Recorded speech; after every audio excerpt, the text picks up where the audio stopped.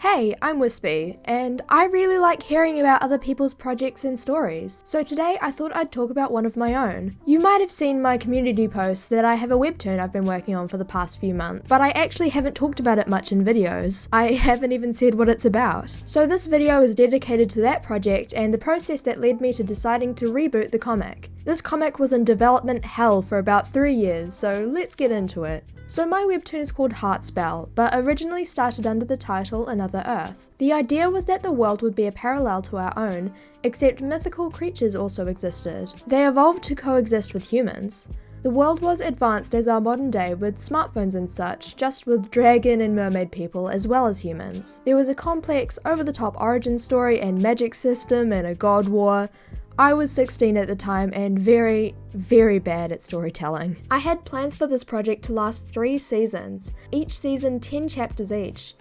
If you watched my Webtoon tips video, you'd know that a first project like this was extremely overambitious. I had written out the scripts for the entire first season except for the final chapter, and looking back, they were just a mess of scenes I thought of randomly and kind of just patched together. The story wasn't cohesive at all. I actually got around to making the first 3 chapters of the comic, but when I started introducing the actual story, I found that it included themes that I wasn't qualified to write about at all. There are much better stories with these themes I was trying to tell, and I definitely wasn't the one to tell it. The story was just kind of depressing and really stressed me out. So I put the project aside for a few years, and in my head I kept thinking about these characters. The characters themselves were fine, it's just what story to put them in. At first, just after I put the comic on hiatus, I thought maybe I could turn this into a cute romance story about the characters discovering their identities. In terms of identities, the cast is quite diverse, and this is an element I've kept throughout all iterations of the story. Those original chapters I wrote, what if I turned them into dates for the characters to go on? But this idea never took off. There wasn't enough material for me to work with. Plus, I never wanted the characters' identities to take over the story too much. I wanted the characters to be people who just coincidentally happened to be LGBTQ. The next idea was to turn the comic into an all-out fantasy D&D type thing, but this idea also never took off, also from lack of material.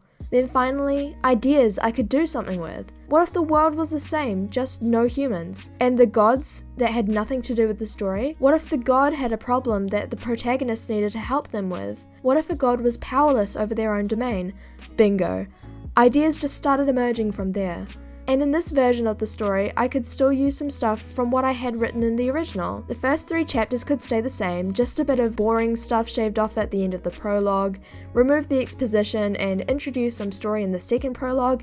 Yes, there's a second prologue, I just like it too much to remove it at this point, and take some of the themes I didn't like out of chapter 1, then remove all the fluff and add in some family drama, and boom, a plot. With all this motivation, I was quickly able to bang out some scripts and rewrites, and I've been working on pages ever since. So after that confusing mess, what is the story actually about? Well, you'll be first introduced to one of the 3 protagonists, Belladonna, a young witch who leaves her small coven to live in Luminous City. Next, you'll meet Notos, the weakest of all the gods. After the wars of the gods, they're distrustful of everyone, but they have a problem. A great evil has unleashed on their world, but Notos is so weak they can't manifest on their world to stop it. They'll have to convince the protagonists, a group of 3 university students, to help them with this problem. The next few chapters are about introducing the characters and solidifying their relationships. Let me tell you a bit about the main 3 characters. First, there's Belladonna, the witch. She has an ability very few have, the power to infuse her magic with potions,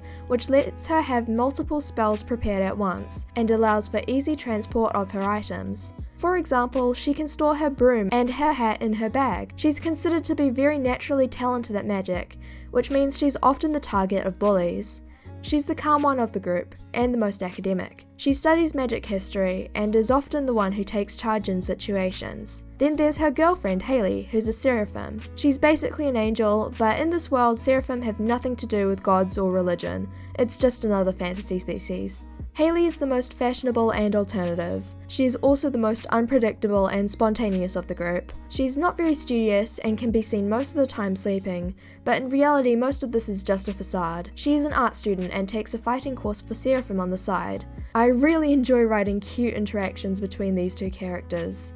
And the last character in the trio is Sylvie the Merling. Most people who read the webtoon seem to like her the most. She's the most genuine and innocent, though she has problems with social anxiety.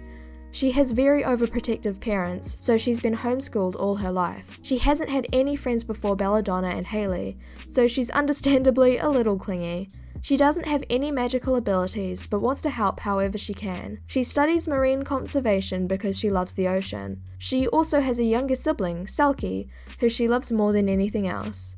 So how are things looking at the moment? How much of the story have I actually released? Well, including the prologues, I'm about halfway through. The story hasn't actually started yet, but I promise chapter 4 is when stuff starts happening. Terribly paced, I'm aware. Although the story will ultimately be about the gods and their problems, I think it's the girls who hold the story together and keep it semi-grounded. So that's why I'm taking all this time to properly establish them as a friend group. This is only my first webtoon, and so far I'm really enjoying telling this story. Is it the best story on the planet? No, of course not, and in a few years I'll probably be picking this thing apart at the seams. But it's what I'm making at the moment, and that's how it is sometimes. I'm actually getting this story out into the world, rather than just leaving it as a massive planning document never to see the light of day. I hope this video has made you a little bit interested in my webtoon, and if you are, the link to it is in the description. It actually updates tomorrow, and now's a really good chance to start reading it. It updates monthly, and each update is half a chapter. I'd love to hear any of your feedback about this project so I can make improvements. Anyway, if you enjoyed the video, make sure you like and subscribe, and until I post next time, stay safe, and I'll see you then. Bye!